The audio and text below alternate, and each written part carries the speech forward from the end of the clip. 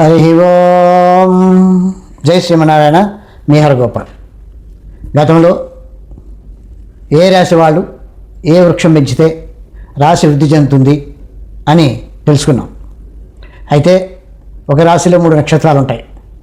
మరి ఆ 3 నక్షత్రాల వాళ్ళు కూడా ఆ రాశికి సంబంధించినటువంటి వృక్షాన్ని పెంచడం శ్రేయస్కరం.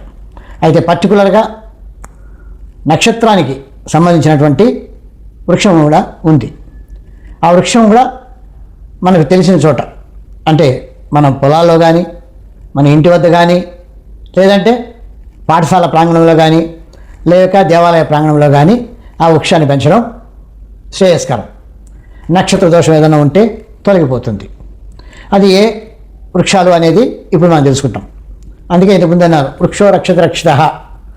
వృక్షం వల్ల ఎన్ని లాభాలు అనేది అటవీ శాఖ వాళ్ళు చాలా స్పష్టంగా తెలియజేశారు. అది తర్వాత విషయం తెలుసుకుంటాం. అయితే ఈ ఏ వృక్షాలు మనం ఏ నక్షత్రం వాళ్ళు ఏ యొక్క వృక్షాన్ని నాటితే ఫలితం ఉంటుంది అనేది ఇప్పుడు తెలుసుకుందాం. మొదట అశ్విని నక్షత్రం వాళ్ళు అడ్డసర కానీ, ముష్టి కానీ, జీడి మామిడి కానీ నాటాలి, పెంచాలి. అలాగే ఈ నక్షత్రాల వాళ్ళు పెంచడమే కాకుండా ఆ యొక్క వృక్షానికి ప్రదక్షిణాలు కూడా చేసి నమస్కరించుకుంటే వాళ్ళకి దోషం నివృత్తి అవుతుంది. అశ్విని నక్షత్రము అడ్డసర, విషముష్టి, జీడి మామిడి. ఇక భరణి నక్షత్రము దేవదారు, ఉసిరిక. కృతికా నక్షత్రము బెదంబర, అత్తి. రోహిణి నక్షత్రము నేరేడు.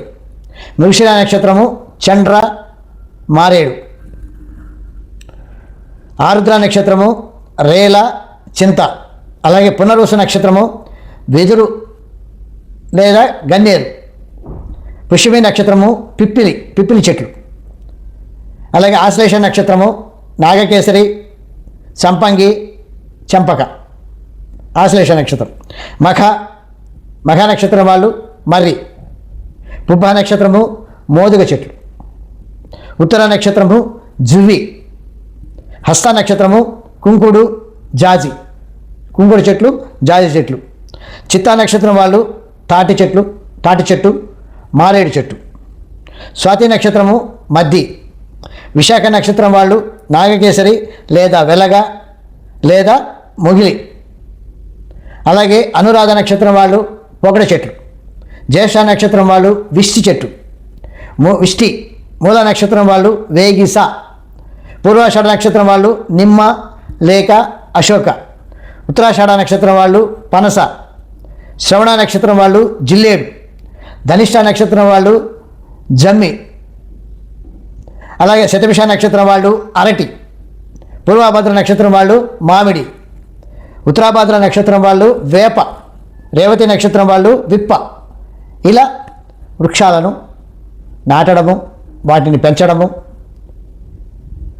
వాటి చుట్టూ ప్రదక్షిణ చేయడం వంటివి చేస్తే నక్షత్ర దోషాలు ఏవైనా ఉంటే ఏ పాదంలో అయినా సరే, 1వ పాదం, 2వ పాదం, 3వ పాదం, 4వ పాదం, ఏ పాదాలలో అయినా సరే నక్షత్ర దోషం ఏదైనా ఉంటే అవి నివృత్తి అవుతుంది. హరి ఓం.